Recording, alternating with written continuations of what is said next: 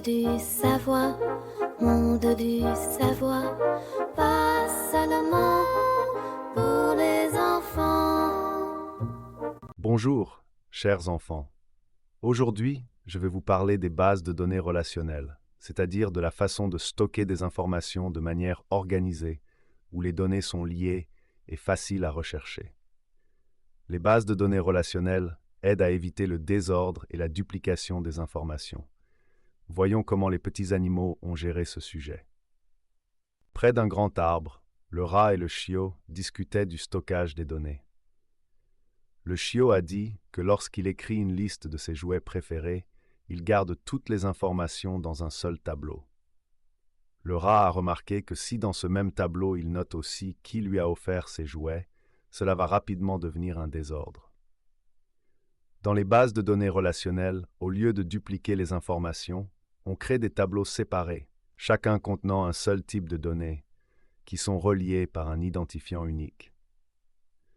Le chiot a admis que c'était une excellente solution, car cela permet de trouver rapidement les informations nécessaires. Sur la pelouse, la grenouille et le cochon d'Inde analysaient comment fonctionne la liaison des tableaux dans les bases de données relationnelles. La grenouille a remarqué que dans son application sportive préférée, ses entraînements sont enregistrés, mais ses exercices préférés sont stockés séparément. Le cochon d'Inde a expliqué que cela fonctionne comme des bases de données relationnelles. Un tableau stocke les données des utilisateurs et un autre les exercices, et ils sont reliés par une clé d'identification. La grenouille était impressionnée qu'au lieu de copier les mêmes informations plusieurs fois, on puisse simplement les relier. Sur le terrain de jeu, j'ai décidé de vérifier à quel point le moineau et l'abeille avaient compris le sujet. Je leur ai demandé pourquoi les bases de données relationnelles sont meilleures que de tout stocker au même endroit. Le moineau a immédiatement répondu qu'elles permettent d'éviter de répéter les mêmes informations, ce qui réduit le risque d'erreur.